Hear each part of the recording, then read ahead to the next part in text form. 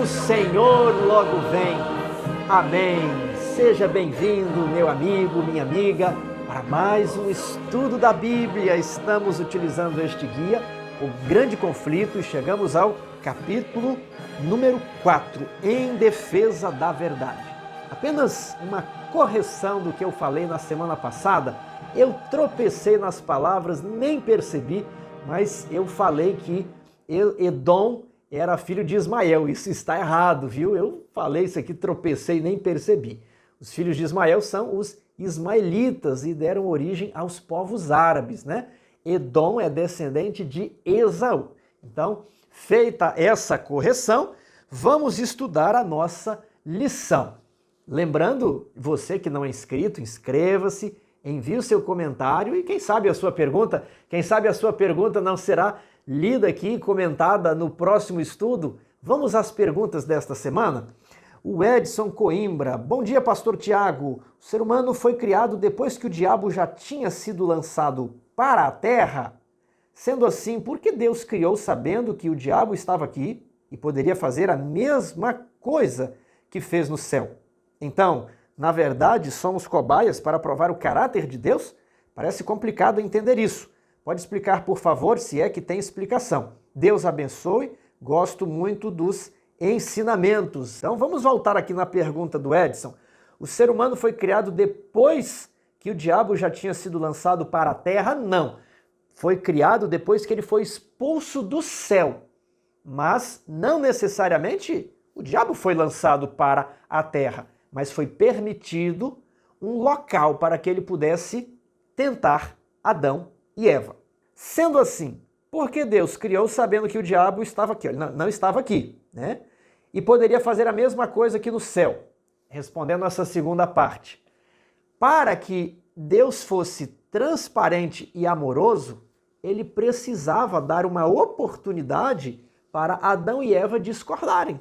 Já pensou se Adão e Eva decidissem não concordar com Deus e não tivessem como fazer diferente, não tivessem como questionar nada?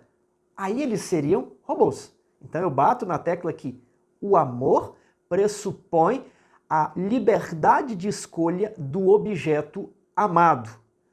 O simples fato de Deus deixar uma árvore da ciência do bem e do mal para que Adão pudesse escolher, era que Deus estava dizendo: Adão e Eva, eu criei tudo isso para vocês. Eu amo vocês, mas se vocês quiserem ir embora, vocês são livres. Vocês podem sair. Não são obrigados a ficar aqui, não são obrigados a concordar comigo. Então, essa é a maior prova de que não somos cobaias de Deus. Seríamos cobaias se ele não nos desse possibilidade de discordar, de fazer diferente. Um abraço, Edson. Vamos para a pergunta do Moisés Marques. Bom dia, Tiago. Deus seja louvado por sua vida, pelo trabalho que você faz. Tiago, você sabe me dizer qual foi o primeiro livro do Novo Testamento que foi escrito? Meu amigo, eu me lembrava do livro de Primeira Carta aos Tessalonicenses. Em geral, as listas dizem que foi esse o primeiro livro do Novo Testamento. Agora, os livros não possuem datas. Isso precisa ser reconstruído, trabalhado, repensado. Então, para compartilhar a sua pergunta aqui no canal, eu vasculhei ali o comentário bíblico adventista e construí uma tabela. E essa tabela dá uma resposta um pouquinho diferente do que eu inseri ali nos comentários. Então, veja a ordem de composição dos livros do Novo Testamento, de acordo com o comentário bíblico adventista. Ele situa a carta de Tiago entre o ano 40 e 50 depois de Cristo. Por que ele faz isso? Os argumentos dados pelo comentário bíblico adventista é que Tiago não faz nenhuma menção dos gentios e o lugar de culto e adoração ainda era a sinagoga. São argumentos fortes do comentário bíblico adventista. Então ele situa Tiago antes do Concílio de Jerusalém, que teria sido no ano 50 ou no ano 51. Mas isso tudo é passível de discordância, não é nada absoluto. Isso aqui é uma estimativa, é uma aproximação. Aí depois viria 1 Tessalonicenses, 2ª Carta aos Tessalonicenses, Marcos, 1ª e 2ª Carta aos Coríntios, Gálatas, Romanos e por aí vai. O único livro que eu não encontrei a data no comentário bíblico adventista foi o Evangelho de Mateus. Por isso eu coloquei entre parênteses aí. E o restante segue ali o comentário bíblico adventista.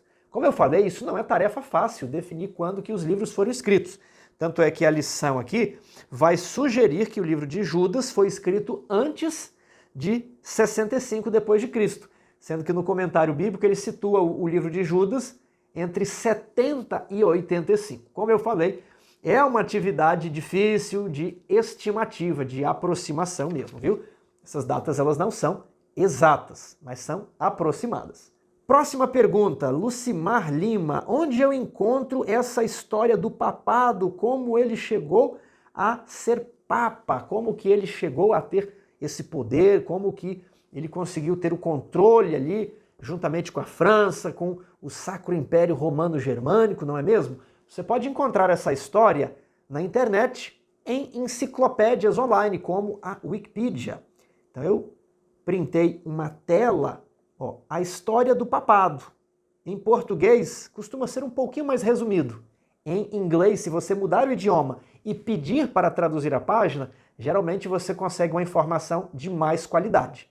Então aqui está acessível e fácil para todas as pessoas. Agora, eu também indico 2 livros, Keepers of the Keys, a história dos papas desde São Pedro a João Paulo II, né? Os Guardadores das Chaves, de Nicholas Shitten.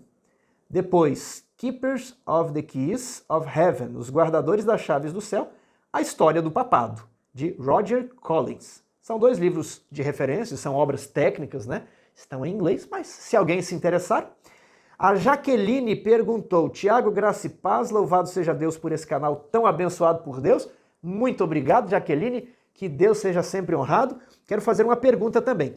Conte-nos mais sobre o plano da salvação, a graça que alcança a humanidade e a diferença da chance que Lúcifer e os anjos caídos tiveram no céu. Eles foram alcançados pelo plano da salvação também, uma vez que tiveram chance de se arrepender. Obrigada, Jesus te abençoe e sua família, e toda a sua família. Então, essa questão, ela incomodou mais pessoas, tanto é que outros fizeram a mesma pergunta. Foi o caso do Edmar. Bom dia, Tiago, você me ajuda muito com o seu trabalho. Tem uma pergunta. 1/3 dos anjos também foram enganados por Satanás, assim como o homem. Não poderia salvá-los com o sacrifício de Jesus? E aqui um amigo não identificado escreveu, existe um plano para resgatar a raça humana, mas os anjos não? De onde você tirou essa afirmação? Bem, temos de tirar as afirmações das Escrituras, da Bíblia. E às vezes o espírito de profecia nos dá um acréscimo, um plus, uma outra informação. Mas esses são textos inspirados. Então eu separei aqui alguns textos da Bíblia para mostrar que isso tem base bíblica. Apenas os homens são objetos do plano da salvação. Apenas a humanidade é destinatária da graça. Os anjos não. Onde que isso está escrito na Bíblia? João 3,16. Porque Deus amou ao mundo. Então ele deu o seu Filho unigênito para morrer pelo mundo, não pelos anjos. Veja Tito 2, 11 e 14. Porque a graça de Deus se manifestou salvadora a todos os homens. Então, Jesus encarnou em um corpo humano para vencer como homem, para cumprir a lei de Deus como homem. Ele não faz isso em um corpo angelical. E mais, a Bíblia nega que os anjos tenham parte no plano da salvação, na morte expiatória de Jesus. Hebreus 2,16. Pois ele, Jesus, evidentemente, não socorre a anjos, mas socorre a descendência de Abraão. Então aqui está muito claro de que a morte de Jesus foi para os descendentes de Abraão, para os descendentes de Adão, né? Gênesis 3,15, o descendente da mulher pisará a cabeça da serpente, mas isso não é prometido aos anjos. Judas, verso 6, diz que os anjos, que não guardaram seu estado original, mas abandonaram o seu próprio domicílio, ele tem guardado sob trevas em algemas eternas para o dia do grande, para o juízo do grande dia. Então, eles já estão condenados. Jesus disse que o príncipe deste mundo já está condenado, já está julgado. O caso deles já está definido, decidido. Agora eu quero trazer um complemento aqui da pena de Ellen White sobre a pergunta das pessoas que eu mostrei anteriormente. No Deserto da Tentação, página 25. Um ótimo livro, recomendo que você leia. Ele é bem curto, mas ele resume bem o plano da salvação. Após a transgressão de Adão, viu ele que a ruína foi completa. A raça humana foi levada a uma deplorável condição. O homem foi cortado de sua ligação com Deus. Era desígnio de Satanás que o estado do homem fosse o mesmo dos anjos caídos em rebelião contra Deus, insatisfeito, sem o vislumbre de esperança. Arrazoava que, se Deus perdoasse o homem pecador que havia criado, também perdoaria ele e seus anjos e receberia a todos em seu favor. Contudo, Satanás seria desapontado. O divino Filho de Deus viu que nenhum instrumento, senão ele próprio, poderia salvar o homem e determinou salvá-lo. Deixou que os anjos caídos perecessem na sua rebelião, mas estendeu a mão para resgatar o homem que perecia. Os anjos que se rebelaram foram tratados de acordo com a luz e experiência que abundantemente haviam usufruído no céu. Satanás, o chefe dos anjos caídos, tinha uma vez uma exaltada posição no céu. Era o mais honrado depois de Cristo. O conhecimento que ele, bem como os anjos que com ele caíram, tinham do caráter de Deus, de sua bondade, sua misericórdia, sabedoria e excelente glória, tornou-lhes a culpa imperdoável. Percebeu aqui? Eles conheciam a Deus face a face. Adão e Eva não. Eles não compreendiam muito bem o que estava envolvido neste conflito.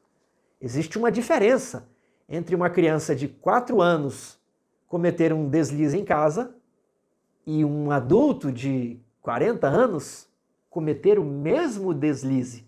É disso que o texto está tratando.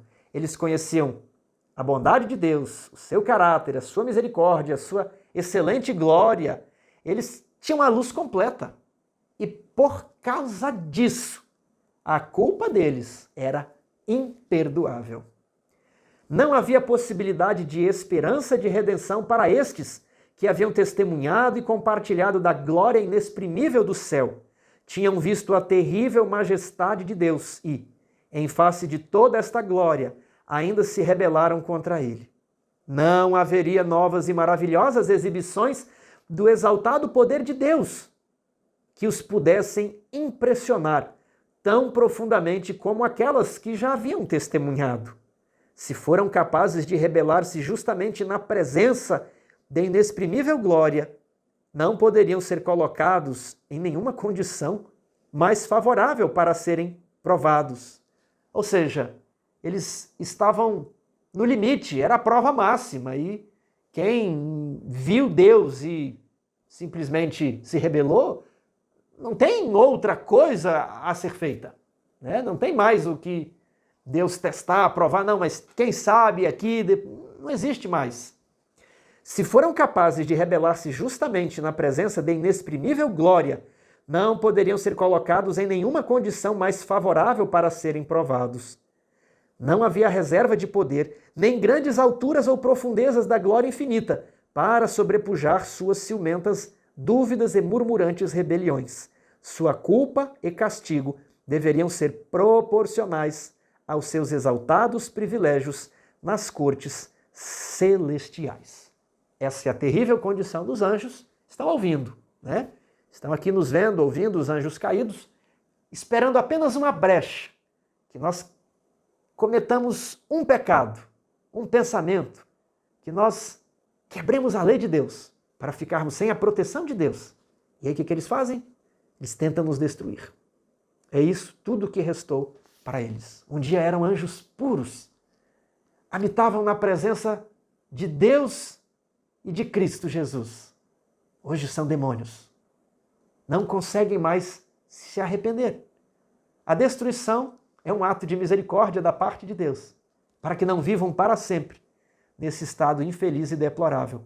que eu e você não escolhamos o lado de Satanás, porque Satanás será destruído no fogo preparado para ele, não para nós. Jesus quer salvar os homens. Jesus quer salvar você. Vamos para a nossa lição? Parte de sábado. Ele conta uma historinha da igreja de Esmirna, ali por volta do 2º século depois de Cristo. Essa igreja sofreu intensa perseguição. Um dos líderes da igreja era Policarpo, já idoso, foi levado no camburão, não era igual o camburão de hoje, imagine aí uma carroça puxada por cavalos, toda a cidade olhando, ele é posto diante do governador e o governador se apieda daquilo e diz assim, olha, vou dar uma chance para você, amaldiçoa aí esse Jesus, esquece isso, ninguém aqui quer te matar, vai para casa em paz, só dá um grito ali, amaldiçoa o seu Deus. E Policarpo responde assim, eu servi por 86 anos, ele nunca me fez mal. Como posso falar mal do meu rei agora? Aquele que me salvou, que deu a vida por mim, para que eu pudesse viver para sempre. Foi sentenciado à morte. Só que ele fez um pedido.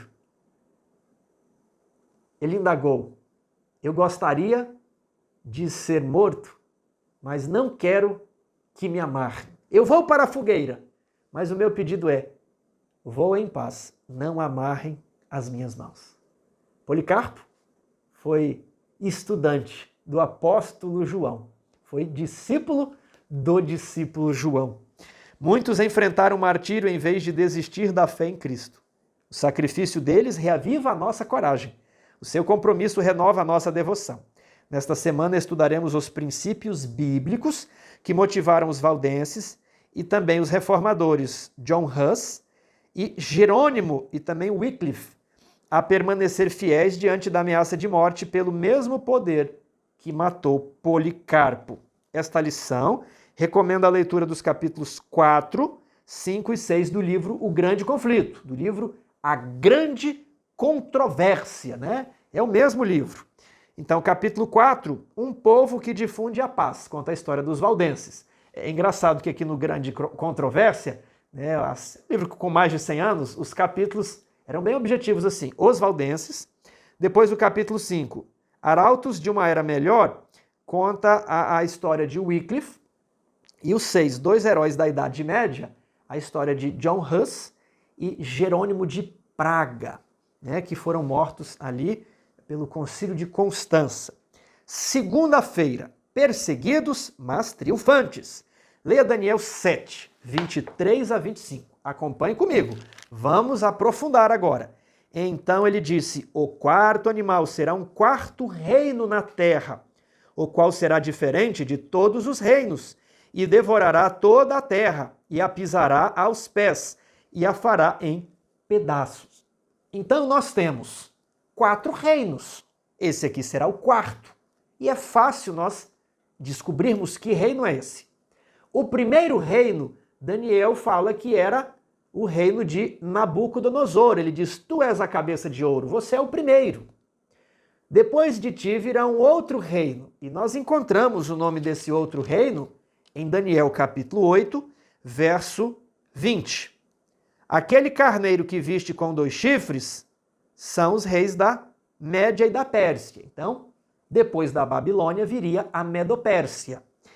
Na sequência, mas o bode peludo é o rei da Grécia. Então temos Babilônia, está no texto de Daniel. Nós temos Medopérsia e nós temos Grécia. Aí quando nós vamos lá para os dias de Jesus, quem é que dominava o mundo da época? O Império Romano. O Império Romano ele vem depois dos reinos gregos. Isso está claramente registrado na história, isso está claramente registrado na Bíblia. Temos aqui na Bíblia a Babilônia, a Medopérsia, no intervalo entre os 2 testamentos, a Grécia, e já nos dias do Novo Testamento, Roma. Então o quarto animal é Roma. Vamos prosseguir a leitura. Os 10 chifres correspondem a 10 reis, que se levantarão daquele mesmo reino. Como terminou a história do Império Romano?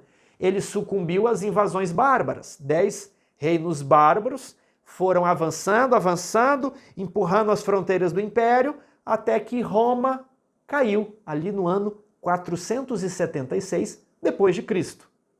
E os reinos bárbaros formaram as atuais nações da Europa: Espanha, França, Inglaterra, Alemanha, Itália. Então, esses reinos da Europa, eles são oriundos dos 10 reinos bárbaros que invadiram Roma e que repartiram ali a Europa naquela colcha de retalho que conhecemos. Os 10 chifres correspondem a 10 reis que se levantarão daquele mesmo reino, e depois se levantará outro, o qual será diferente do primeiro. Está dizendo aqui, e abaterá a 3 reis. Em outros lugares do livro de Daniel diz que 3 reis serão abatidos diante de um rei que se levantaria. Esse rei proferirá palavras contra o Altíssimo, magoará os santos do Altíssimo e cuidará em mudar os tempos e a lei. E os santos lhe serão entregues nas mãos por um tempo, 2 tempos e metade de um tempo. Vamos aqui para o nosso slide. Veja só, Daniel 7:25 traz a cifra: 1 tempo, 2 tempos e metade de um tempo. Que esse poder aqui, o chifre pequeno, exerceria. Então vimos aqui Daniel 7:25. Agora vamos para Apocalipse, capítulo 13. É o mesmo poder. Verso 5. Foi-lhe dada uma boca que proferia arrogâncias e blasfêmias, e autoridade para agir 42 meses. Abriu a sua boca em blasfêmias contra Deus, para lhe difamar o nome e difamar o tabernáculo, a saber, os que habitam no céu. Ou seja, os santos, ele falou contra Deus e magoou os santos. As mesmas atitudes que encontramos no poder descrito em Daniel 7. Agora, esse poder aqui, antes dele levar a ferida mortal, quanto tempo ele reina? Veja aqui o nosso quadro. Apocalipse 13:5. 42 meses. É o mesmo poder. E você vai ver que esses períodos de tempo são equivalentes. Vamos então para Apocalipse capítulo 12, verso 14. E foram dadas à mulher as 2 asas da grande águia, para que voasse até o deserto, ao seu lugar, aí onde é sustentada durante um tempo, tempos e metade de um tempo, fora da vista da serpente. Olha que interessante. A mulher, que é a igreja cristã, a igreja pura, ela foge para o deserto. E ela fica lá por quanto tempo? O mesmo período de tempo que o chifre de Daniel 7 reinava e assolava o povo de Deus. Olha lá, Apocalipse 12:14. 1 tempo, 2 tempos e metade de um tempo. Agora, olha o que também é dito sobre essa mulher no verso 6. A mulher, porém, fugiu para o deserto, onde lhe havia Deus preparado lugar, para que nele a sustentem durante 1260 dias. Vejamos aqui. Apocalipse 12:6. 1260 dias. Então, vamos comparar todas essas passagens para compreendermos esse período de tempo que é equivalente. Em Daniel 7, nós temos o chifre pequeno, que governa por um tempo, 2 tempos e metade de um tempo, fala blasfêmias contra Deus e magoa os santos do Altíssimo. Aí aqui temos a besta, que faz a mesma coisa, fala contra Deus e difama os que habitam no céu, os santos. E ele governa por esse poder por 42 meses. Aí aqui nós temos, em Apocalipse 12:14, a mulher ganhando asas de águia para fugir para o deserto. Para ficar quanto tempo no deserto? De acordo com o verso 14, 1 tempo, 2 tempos e metade de um tempo. De acordo com o verso 6, 1260 dias. Ou seja, todos esses períodos acontecem ao mesmo tempo. Estamos falando da mesma coisa. Querem ver como eles ainda são múltiplos uns dos outros? Acompanhe-me neste gráfico. Se 3 tempos e meio equivalem a 1260 dias, Tiago, como é que equivalem? Porque a mulher fica no deserto, no verso 14, no verso, 3 tempos e meio. E no verso 6, 1260 dias. Então, deve ser a mesma coisa. Aí, quanto equivale um tempo? Um tempo vale quantos dias? Aí vamos fazer a conta. 1.260 dias dividido por 3,5. Vamos chegar em 360 dias. Cada tempo vale 360 dias proféticos.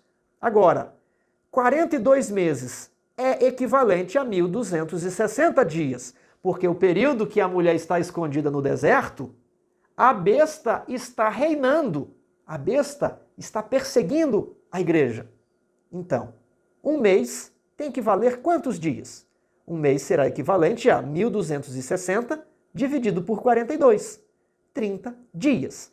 Então vamos voltar aqui no nosso período. Veja só, temos 42 meses de 30 dias. Se você multiplicar 42 por 30, você vai chegar em 1.260. E se você dividir 1.260 por 360, você vai chegar em 3,5. Então, quando a igreja de Jesus iniciou-se, vimos isso lá na lição 2, era uma igreja bonita, era uma igreja que avançava, era uma igreja pura, com poder, pregando o evangelho. Só que em um dado momento, o número de infiéis cresceu muito e o número de pessoas fiéis ficou pequeno. E aquelas pessoas já não se sentiam muito representadas no culto, foram ficando distantes, foram procurando cidades mais longe e a igreja foi se corrompendo, principalmente após Constantino. A igreja foi recebendo dinheiro do Estado, a igreja foi se misturando com política e a igreja oficial passou a perseguir aquele grupinho pequeno que não concordava com o que estava acontecendo. Então aquele grupinho teve que fugir para as montanhas, para os lugares onde havia pouca habitação, para os locais desérticos, no sentido de não haver pessoas morando ali. Então, essa é a representação. Um poder religioso que teve um governo, um reinado por 1.260 anos e que perseguiu outras pessoas por motivos religiosos. Quando olhamos na história, qual é esse poder? Na lição da semana passada, nós estudamos o texto de Paulo, que diz assim: existe um poder aqui dentro da igreja que ele só está esperando uma mão que o segura sair para que ele possa se revelar. O filho da iniquidade, o homem do pecado, que se assenta no templo de Deus. Essa é uma referência à igreja. Então, nos dias de Paulo já havia uma corrupção na igreja, mas que não conseguia se manifestar, porque o Império Romano exercia o poder político, o poder temporal. Quando as tribos bárbaras invadem o Império Romano, depõem o último imperador romano, a coisa na Europa ficou meio que desgovernada. E então, quem é que ocupou aquele poder que antes era exercido pelo imperador romano? A igreja, principalmente o bispo de Roma. E o bispo de Roma é um rei, ele foi crescendo em poder, e o seu governo durou mais de 1000 anos. Então, essa instituição, ela nasce na igreja. Qual é a prova disso? Assenta-se no templo de Deus, uma referência à igreja. E Paulo diz que ela será destruída por ocasião da volta de Jesus. Então, é uma dinastia, é um reino, é um reinado que existe ali depois da queda do Império Romano, mas embrionariamente desde os dias de Paulo, dentro da igreja, e que existe até nos nossos dias, até a volta de Jesus. E é um poder religioso que perseguiu, que exerceu perseguição religiosa por mais de 1000 anos. Que poder é esse? Todas as evidências apontam para o bispo de Roma, para o papado. Ele é um rei, é um estado. Nenhuma igreja possui um rei. A Igreja Católica Apostólica Romana possui o rei, é o Papa que governa a igreja. E eu quero falar aqui com muito carinho aos nossos irmãos católicos. Vocês são bem-vindos. Todos nós em certo sentido, também somos católicos, porque católicos quer dizer universal, quer dizer todo, as doutrinas compartilhadas ali pela igreja primitiva. E nesse sentido nós compartilhamos todas as doutrinas na Bíblia. Mas o que aconteceu, que foi profetizado, é que um poder se levantaria e todas as evidências, você vê, vão apontando para esse poder vários versos, não é mesmo? E esse poder, ele modificou muitas coisas da Bíblia. A começar pelo dia de guarda, Jesus ensinou o sábado, a Bíblia ensina o sábado, mas esse poder afirma que, por sua autoridade, pela autoridade da igreja, agora se guarda o domingo. Temos a questão da imortalidade da alma. Um Deus que vai, por 80 anos de pecado, punir um ser humano por toda a eternidade. Que Deus é esse? Então, doutrinas como o limbo, o purgatório, as indulgências, uma religião sacramental, onde, para que você receba a salvação, você precisa estar unida à igreja. Essas não são doutrinas bíblicas. Então, eu falo com muito carinho o seguinte: a maior parte do povo de Deus não está na minha igreja. A maior parte do povo de Deus está em todas as demais igrejas. Nós não acreditamos que apenas os adventistas vão se salvar. Não. Aliás, acreditamos até que poucos adventistas estão preparados. Isso está escrito nos nossos livros. Então, todos são bem-vindos. Eu quero propor aqui uma investigação desses temas. Eu tenho outros detalhes aqui para mostrar para vocês. E quanto antes a gente souber da verdade e procurar conformar a nossa vida com a palavra de Deus, melhor. Então, todos são bem-vindos. Estamos apenas estudando a Bíblia para descobrir qual é a verdade. Deus ama todos e todos, na sua sinceridade, seguindo toda a luz que possuem, Jesus promete que serão salvos. Apenas aqueles que rejeitarem a Bíblia, depois de terem conhecido, depois de serem convencidos, mas eu não quero, a esses Jesus não vai carregar a força. Então, vimos aqui esses períodos de tempo equivalentes, agora vamos saber quando eles começam e quando eles terminam. Vejamos esse animal, é o quarto animal de Daniel 7, é um animal terrível e espantoso. Ele tem 10 chifres. Então, esse animal representa o quarto reino, Roma, e os 10 chifres, as 10 tribos bárbaras. E é dito que o poder que surgiria, esse rei que proferiria palavras contra o Altíssimo, magoaria os santos e mudaria os tempos e as leis, ele surgiria depois que 3 reis, depois que 3 tribos bárbaras fossem abatidas. Então veja aqui, esse animal tem 10 chifres, só que agora 3 chifres caíram. E a Bíblia diz que no lugar subia um chifre pequeno, mas que cresceu e se tornou forte, poderoso. Vejamos aqui as tribos. Dentre as 10 tribos bárbaras, nós temos os alamanos, os anglo-saxões, os burgúndios, os francos, os érulos, os lombardos, os ostrogodos, os suevos, os vândalos e os visigodos. Dessas 10 tribos, eu deixei em amarelo aquelas que foram abatidas. E olha que interessante, as tribos que foram abatidas, elas já eram cristãs, não é? Elas já haviam se convertido do paganismo para o cristianismo, mas era uma outra versão de cristianismo. Elas não aceitavam a Trindade. Elas eram arianas, seguidoras de Ário de Alexandria, que dizia que Jesus nem sempre existiu, né? Jesus, em algum momento, ele passou a existir. Então elas eram arianas e não aceitavam a Trindade. E o bispo de Roma possui na doutrina da Trindade algo muito especial. Então veja que interessante que as tribos que sucumbiram foram justamente as tribos arianas. Lembre-se, nessa época, religião estava envolvida com política. Então, quando você discordava da outra pessoa, você matava a outra pessoa. Não havia esse negócio, vamos remover o membro da igreja. Não, você removia, as pessoas removiam o outro do planeta, né? Matavam mesmo.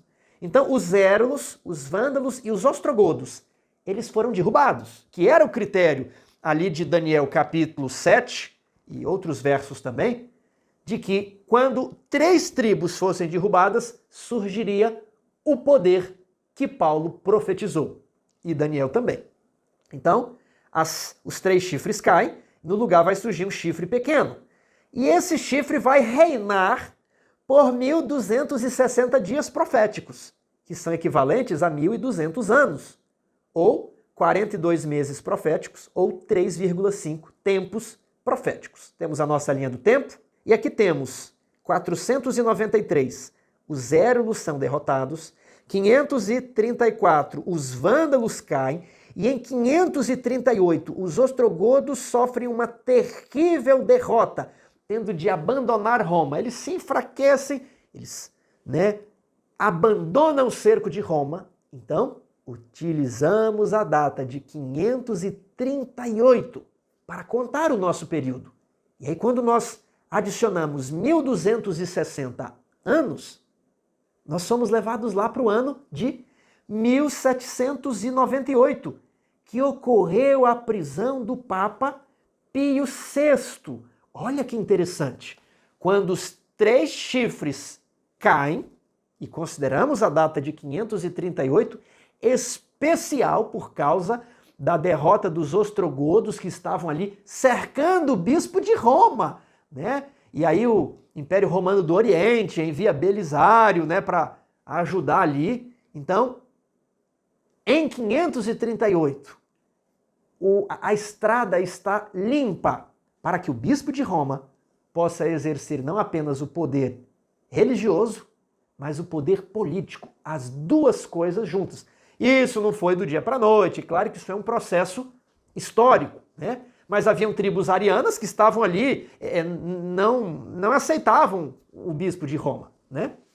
Então, em 538 é a nossa data. E quando nós avançamos os 1.200 anos proféticos, nós chegamos em 1798, quando o bispo de Roma sofre um duro golpe pela França. Então, esses são os 1.260 anos. Durante esse período, o bispo de Roma, o Papa, foi o poder mais importante no mundo. Isso está registrado em cada livro de história. Esse é um fato que está em todas as enciclopédias. Não está escondido em algum site, você não precisa saber inglês para descobrir isso. Não, essa é uma informação básica. E outra informação básica é que, durante esse tempo, ele perseguiu grupos minoritários que não concordavam com ele. Quem? Os valdenses, depois os albigenses, depois houve perseguições, que a lição fala aqui contra Wycliffe, contra John Huss e Jerônimo. Essa é a história dos capítulos 4, 5 e 6 de O Grande Conflito. Nós vemos novamente aqui esse rei perseguindo a mulher, né? Nós vemos essa trama entre as 2 mulheres, a do capítulo 12 e a do capítulo 17. É um grande conflito na história. Eu gostaria que você tivesse essa percepção. Então, durante esse período, houve um poder que governou o mundo inteiro. O mundo de então, ali na Europa, não é mesmo? A gente fala mundo inteiro por força de expressão. E esse poder, ele exercia o poder civil e religioso. Mas como é que ele exercia o poder civil? Por meio de outras tribos bárbaras que fizeram aliança com o papado. Entenderam? Agora, eu quero mostrar para vocês um outro período, que ele é parente desse período aqui, mas ele é um pouquinho mais longo. Ele se encontra em Daniel capítulo 12. São os 1.290 anos. Ele se encontra lá em Daniel capítulo 12, verso 11. Olha a nossa linha do tempo. E nós começaremos aqui no ano de 508, com Clovis, o rei dos francos. Nós temos na imagem Clovis e o Papa em uma aliança, em um acordo, em uma proximidade. Foi isso que aconteceu.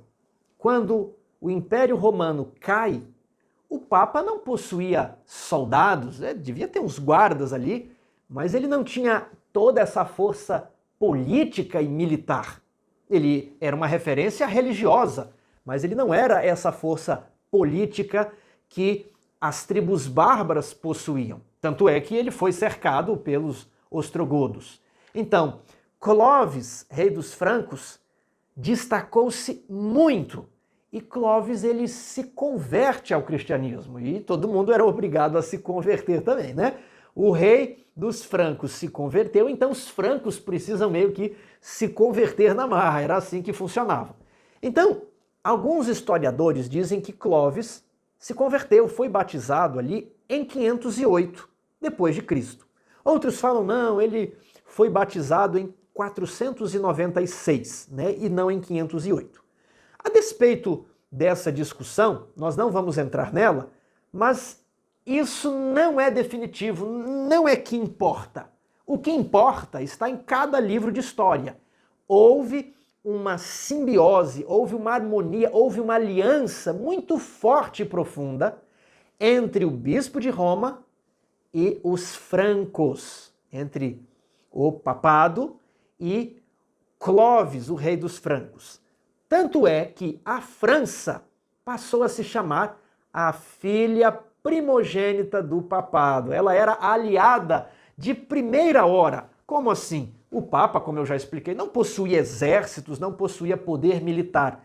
Então, quem era o seu longa-manos? Quem é que exercia a vontade papal quando era o caso?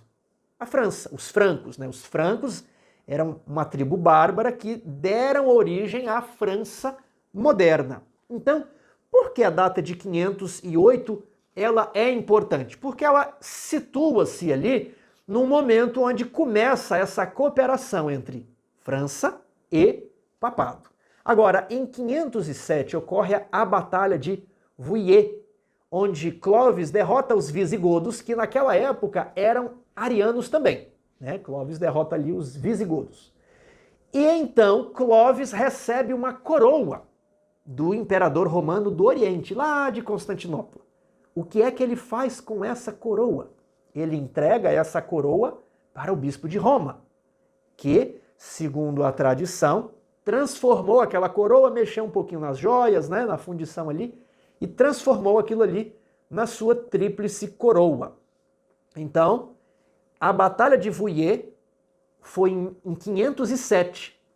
E os eventos dele enviar ali a coroa para o Papa, muito possivelmente foram em 508. Então, é uma data de muita significação, mesmo que Clovis não tenha se batizado em 508.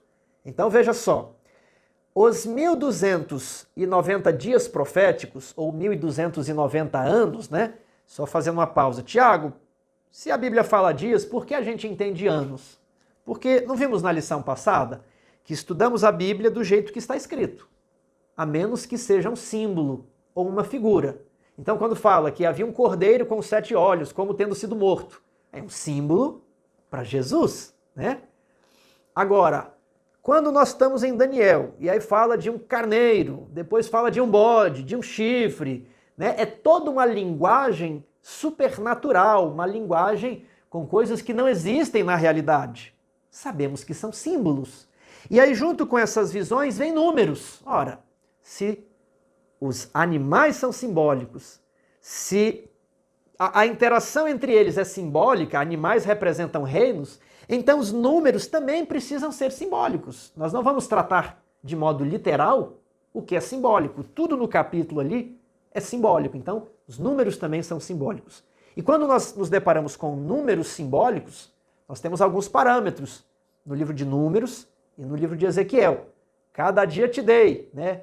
Um dia por um ano, e é lá em Ezequiel, um ano por um dia. Então, nós temos nos símbolos que Deus utiliza essa equivalência entre um dia e um ano.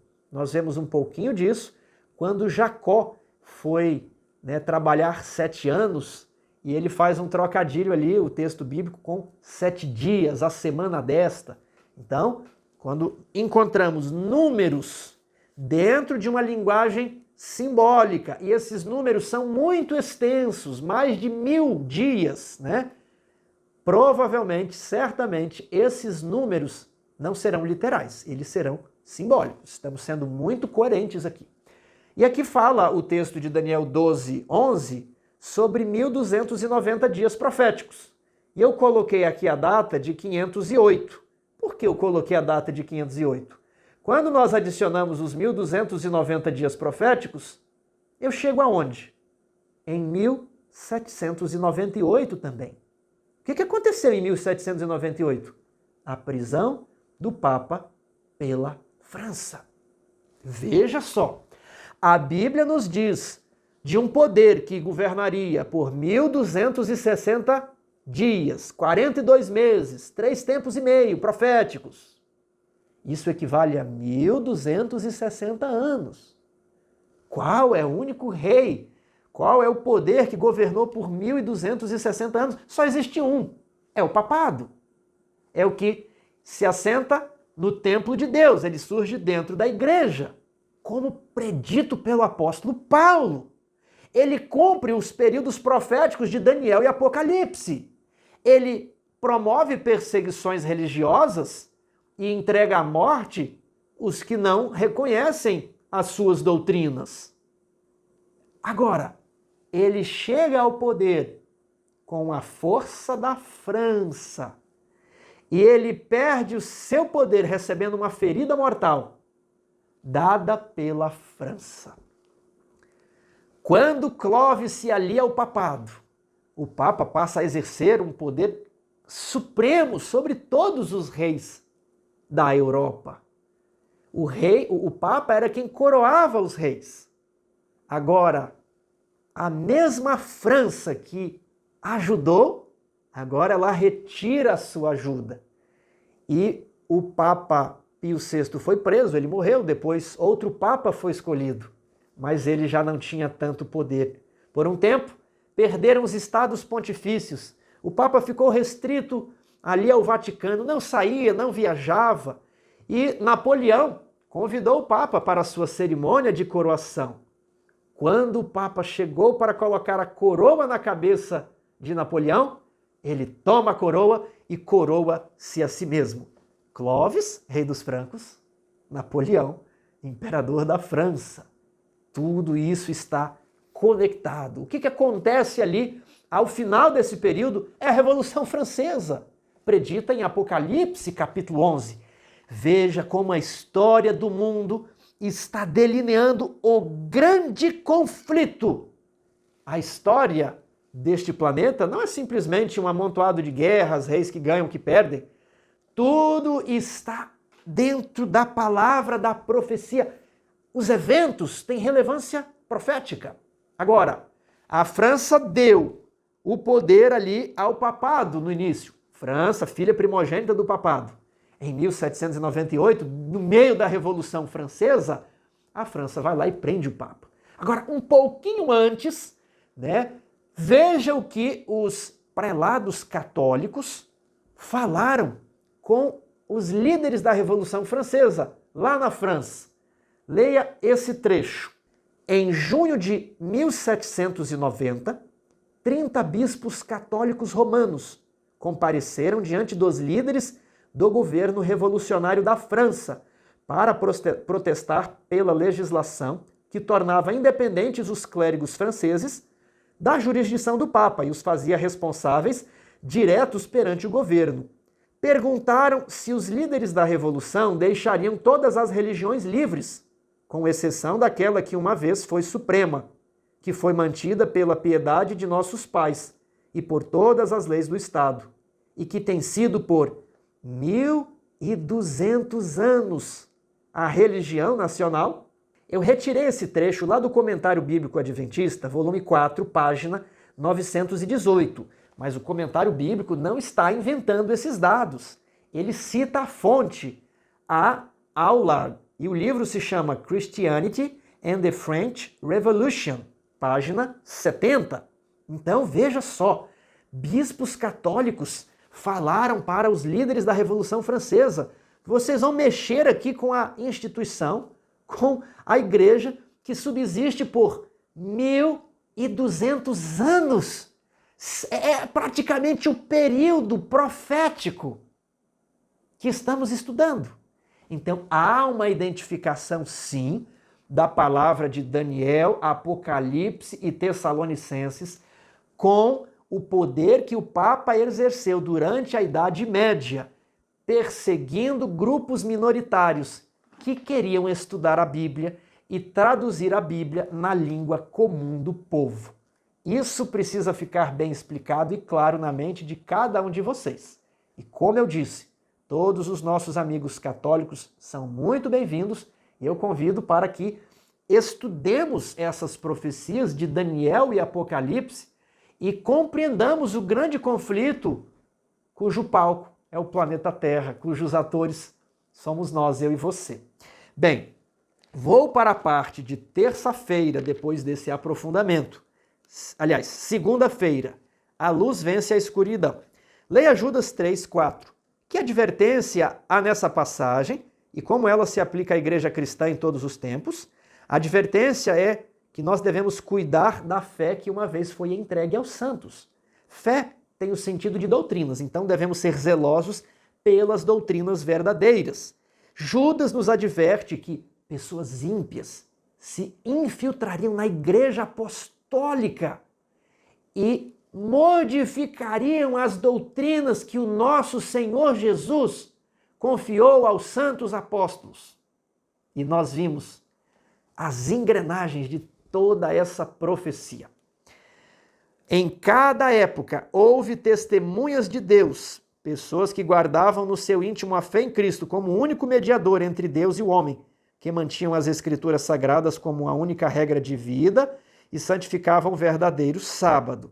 Esse texto aparece lá em Grande Conflito. Então, apesar da perseguição, apesar desse rei perseguir os grupos minoritários, sempre houve pequenos grupos nos lugares afastados, no campo, nas montanhas, que se reuniam, estudavam a Bíblia e, mesmo com risco de vida, copiavam as páginas sagradas para entregar a outros as boas novas.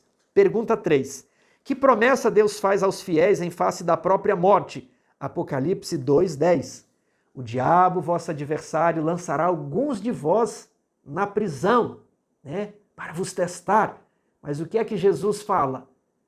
Não temas, ser fiel até a morte, e dar-te-ei a coroa da vida. A lição nos fala de uma tradição em que o defunto recebia uma coroa durante a cerimônia fúnebre. Porém, João diz que quando morremos fiéis, Deus coloca em nossa cabeça o quê? A coroa de vida eterna. Figuradamente, é claro, porque receberemos essa coroa, agora literalmente, por ocasião da volta de Jesus.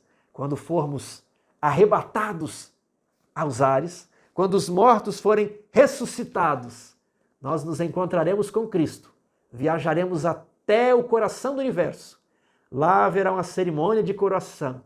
Entraremos na Nova Jerusalém e durante 1000 anos nós estaremos com Cristo. Depois iremos retornar para este planeta, mas isso é outra história. Vamos estudar isso aqui no fim do nosso trimestre. Terça-feira, coragem para permanecer em pé. Compare Atos 5, Efésios 6 e Apocalipse 3. Que princípio básico se encontra nesses textos? Em Atos está escrito: antes importa obedecer a Deus do que aos homens. Se Deus falou, Deus está com razão. Devemos ser mansos, corteses, não devemos ser violentos com os homens. Alguns pensam assim: sai da frente, eu vou obedecer a Deus, eu obedeço a Deus. Aí você não está manifestando o fruto do Espírito. A mansidão e a paciência são frutos do Espírito. Então cuidado como você olha esse texto.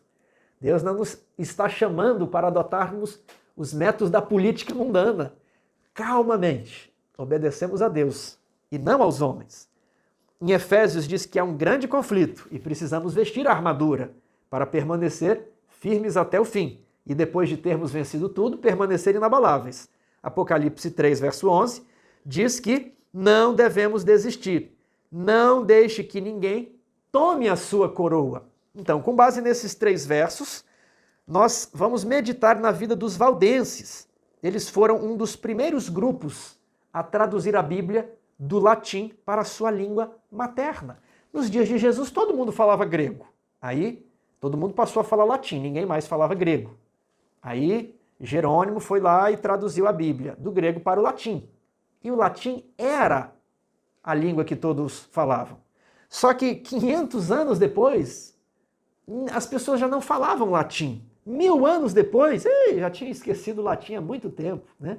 As pessoas falavam outras línguas, as línguas que se formaram dentro de cada tribo bárbara. O latim era a língua do Império Romano. Só que a Bíblia ficou no latim e as pessoas perderam o acesso à Bíblia. E as tradições foram se acumulando. As tradições que não têm costume bíblico, os erros de interpretação, filosofia humana. E agora, quando a pessoa se deparava com a Bíblia, ela fala, ué, mas é assim que está na Bíblia? E ela ficava intrigada, ela queria ler, ela queria investigar, né? Eu me lembro que quando eu tive acesso a uma ferramenta para ver como que era o texto no original, em hebraico, em grego, eu fiquei lá vasculhando, a gente quer ler, quer entender. Então, os valdenses, eles começaram a pegar a Bíblia em latim e traduziram para a sua língua materna, para que todos pudessem ler, fazer culto, contar as histórias para as crianças. E isso era perigoso. Por isso, eles ficavam em comunidades montanhosas no norte da Itália e no sul da França. Era uma região conhecida como os Alpes. Jovens eram instruídos por seus pais a memorizar grandes porções das Escrituras. Equipes de copistas da Bíblia trabalhavam juntas. Muitos desses jovens viajavam na Europa como mercadores, compartilhando a verdade. Eles escondiam os manuscritos dentro assim da costura das roupas, imagino que na gola, aqui na bainha, e sabiam muita coisa de cor. E quando encontravam alguém interessado, eles compartilhavam aquele pedaço de papel. O que estava ali? A verdade. Como era precioso poder ter alguns capítulos do Evangelho de João, ou quem sabe, alguma parte da carta aos Romanos, do livro de Hebreus, para quem não conhecia nada. Quão preciosos eram esses pequenos documentos. Alguns dos valdenses se matriculavam em universidades e, à medida que a oportunidade surgia, compartilhavam partes das escrituras com os colegas. Mas quando eram descobertos, eram torturados até a morte. E alguns, por descuido, acabavam contando onde o grupo estava escondido. E os soldados e os exércitos a serviço do Papa iam e destruíam os valdenses, jogando eles de cima das montanhas dos penhascos. Alguns eram asfixiados, eles colocavam fogo na porta das cavernas e as pessoas lá dentro morriam por causa da fumaça. Era um período difícil. Valeria a pena? Você acha que valeria a pena arriscar a sua Bíblia, arriscar a sua vida para copiar um pedaço da Bíblia? Pense bem. O que realmente vale? Qual que é o sentido da vida? Quarta-feira, a estrela da manhã da Reforma. Que atitudes de Davi e Jeremias em relação à palavra de Deus foram a pedra angular da Reforma?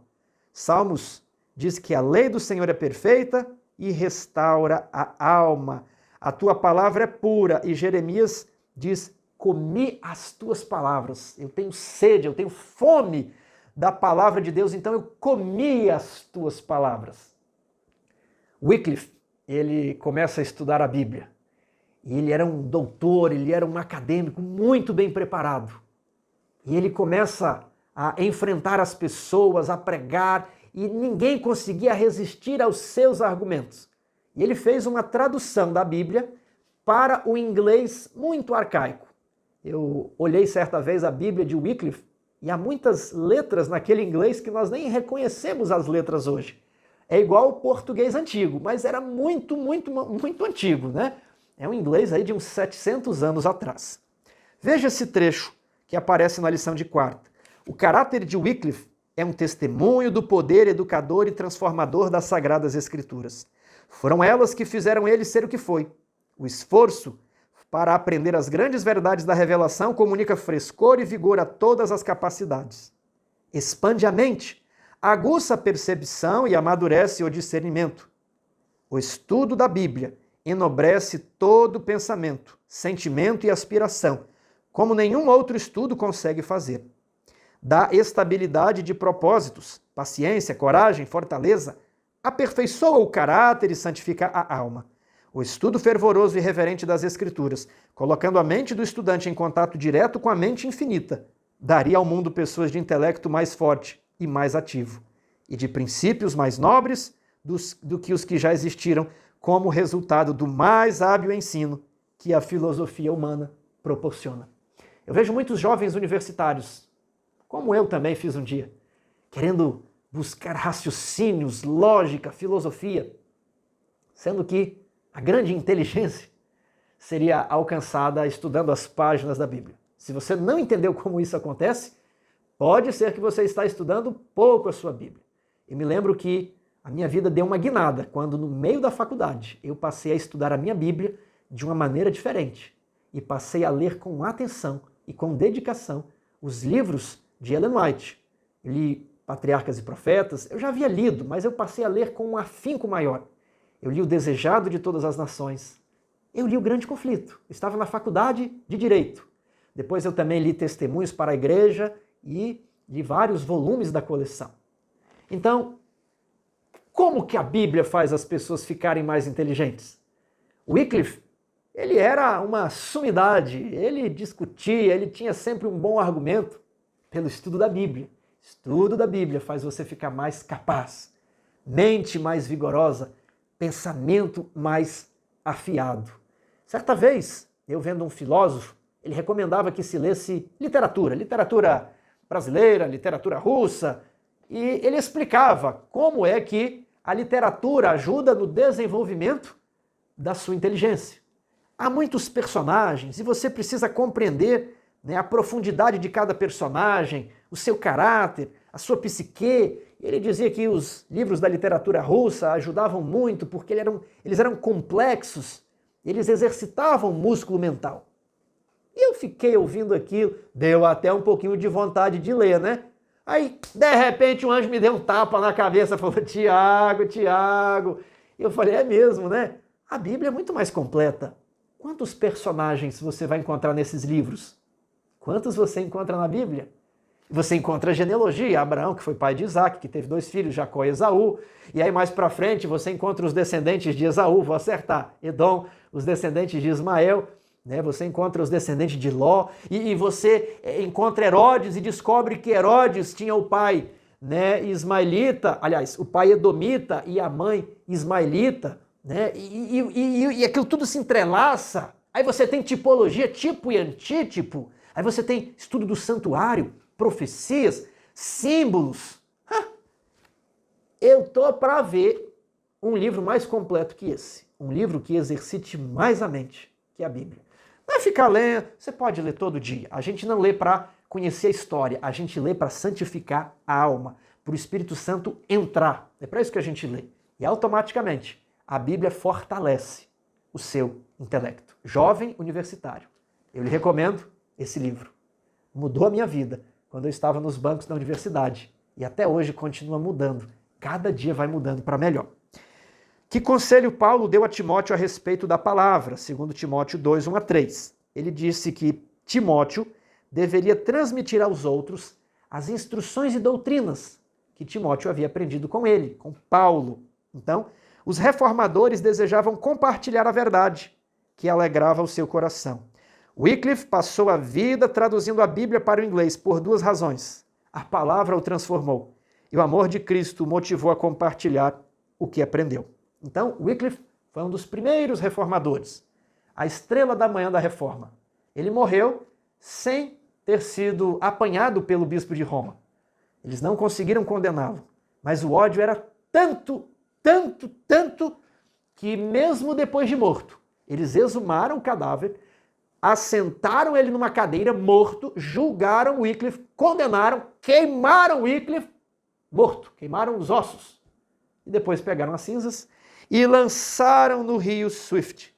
E o rio Swift levou as cinzas até um rio maior, que levou as cinzas até o oceano, exemplificando como uma metáfora da obra que Wycliffe começou.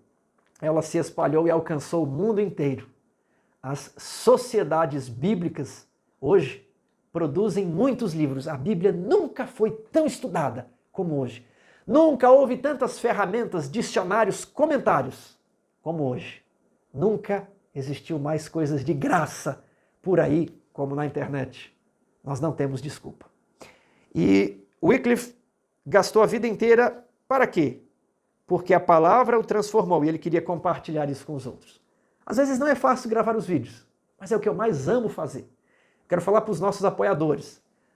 No pouco tempo que eu tenho, eu procuro dar o meu melhor. Às vezes não estamos avançando tanto como gostaríamos, mas às vezes a produção de um desses vídeos gasta mais de um dia de trabalho. Tenha certeza, os vídeos dessa lição gastam mais de um dia de trabalho. Eu amo fazer isso aqui, faço com o coração. Gostaria de fazer muito mais, porque isso me transformou. E o meu propósito é que isso possa transformar vocês também. Principalmente os jovens que, como eu, estavam nos bancos da universidade e que tinham fome, sede de entender a Bíblia, porque a vida parecia um vazio sem sentido. E eu só estabilizei a minha mente. Eu só tive paz quando eu me aprofundei no texto sagrado. Eu prometo a você, se você se aprofundar nesse texto, você também gozará suprema paz. Quinta-feira, animados pela esperança. Leia Hebreus 2, 14 e 15. Como os crentes da Idade Média experimentaram a realidade do grande conflito. Aqui o texto de Hebreus 2 diz que convinha que em tudo Jesus se tornasse semelhante aos irmãos. Ele nunca pecou, é claro, mas ele participou, diz aqui, visto que os filhos têm participação comum de carne e sangue, Jesus igualmente participou para derrotar o diabo e para nos livrar da escravidão. Então, como eles experimentaram a realidade do grande conflito? Como Jesus. Como eles se fortaleceram? Lembrando-se de Jesus. Se Jesus, que também participou da nossa carne, do nosso sangue, foi perseguido e venceu, então existe esperança. Não vamos desistir. Não desistir. Cristo vem logo, breve aurora há de raiar. Não desistir. Foi assim que eles sofreram. Sofreram martírio, lembrando que Jesus havia sofrido muito mais do que eles. Eles consideravam a força de Cristo suficiente para as maiores provações da vida. Eles olharam além do presente, sabiam pela ressurreição de Cristo que a morte era um inimigo derrotado. E a lição sugere alguns textos do apóstolo João. Que garantias essas promessas lhe dão? Como elas nos ajudam nas provações? Sabe, uma provação de todo mundo é deixar de existir. Um jovem nunca pensa nisso. Eu nunca pensava. Quando eu tinha 15 anos, até chegar aos 70, 80, demora muito ainda. A vida demorava para passar. A questão é que quando nós nos casamos e vem os filhos, parece que a vida passa tão depressa. E nós percebemos que vamos envelhecendo e que vai chegar a nossa vez. Não existe mágica, não existe escape. E o problema é que Deus colocou a eternidade no coração dos homens. Talvez não é um problema, mas nós não queremos morrer. Ninguém quer morrer. Nós queremos viver, nós queremos acompanhar os nossos filhos, nós queremos saber o que aconteceu com a nossa propriedade, a empresa prosperou, nós queremos saber a história mundial, nós queremos saber das conquistas da igreja, nós queremos saber das almas que são reunidas, os avanços do Evangelho. Nós queremos viver. Só que os meus bisavós já morreram todos. Os meus avós já morreram alguns. Eu tenho um avô que sempre acompanha a lição. O nome dele é Jairo Weberlin. Meu avô, um abraço. Tenho certeza que ele está acompanhando essa lição. Ele já tem seus 80 anos. Os meus pais já se aposentaram. E a vida vai. Essa é a realidade.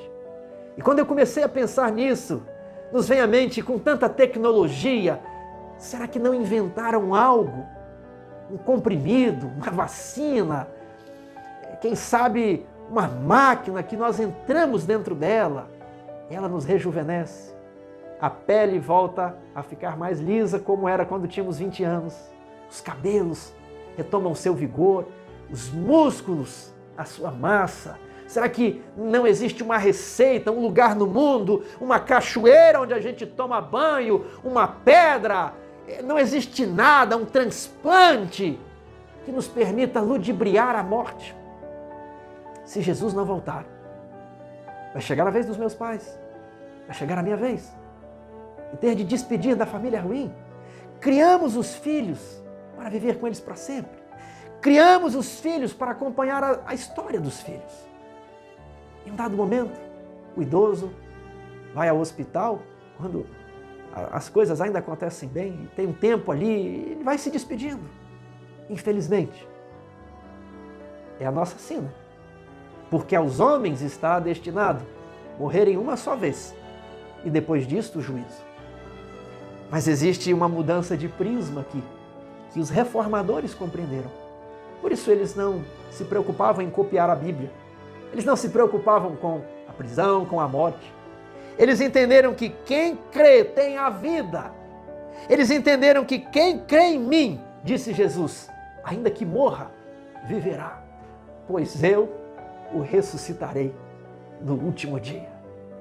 Quando ele saiu do sepulcro de José de Arimateia, ele abriu os braços e exclamou: eu sou a ressurreição e a vida. Aquele que crê em mim, ainda que morra, ressuscitará, como eu ressuscitei. Jesus Cristo nos promete, diante da dor, da ansiedade, diante da morte, a morte não é o fim. Não existe morte. Não vou mais chorar. A morte, ele venceu para nos salvar. Quem tem o Filho tem a vida. Eu quero dizer que existe algo, sim, que você pode buscar e que vai fazer você viver para sempre. Não é um comprimido encapsulado, uma máquina, não é uma fonte de água. Imagine se existisse isso. Os bilionários dessa terra procurariam os homens ricos. Isso seria disputado porque ninguém quer morrer. Agora os reformadores, os valdenses, aqueles que foram perseguidos, andaram errantes pelo planeta, homens dos quais este mundo não era digno. Eles compreenderam que em Cristo há vida. Existe sim algo que você pode pegar, buscar, conhecer. A pérola de grande preço. E você nunca mais vai morrer. De verdade, para sempre. Vida eterna te dou. Jesus disse: eis que eu apago, eu mesmo. Eu apago, eu estou falando para você. Eu apago as tuas transgressões. Eu escrevi o teu nome na palma da minha mão. Ele está falando. Se você crê nele, você tem a vida. Vida eterna te dou, ele diz. Não deseja você essa vida? Não deseja você viver para sempre? Aceite Cristo como seu Salvador. Lute por compartilhar a mensagem da Bíblia. Nunca deixe de estudar esse livro. Creia em Cristo. Obedeça às regras do seu reino. E certamente, quando Ele voltar, se você morrer, um anjo vai quebrar a lápide do seu cemitério, a lápide do seu sepulcro no cemitério. Ele vai chamar o teu nome. Ele vai chamar o meu nome, Tiago. Teu pai te chama, vem para fora. E despertaremos na manhã da ressurreição,